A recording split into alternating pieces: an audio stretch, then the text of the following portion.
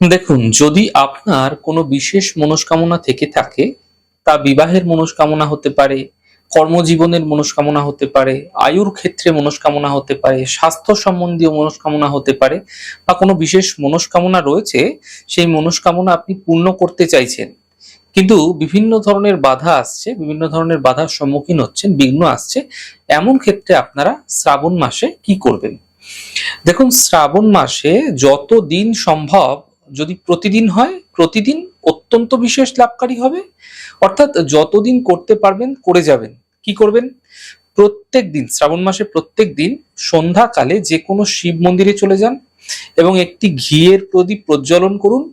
সন্ধ্যাকালে যখন সূর্যাস্ত হচ্ছে সেই সময় আপনারা চলে যান কোনো মন্দিরে এবং সেখানে গিয়ে আপনারা ঘিয়ের প্রদীপ প্রজ্বলন করুন।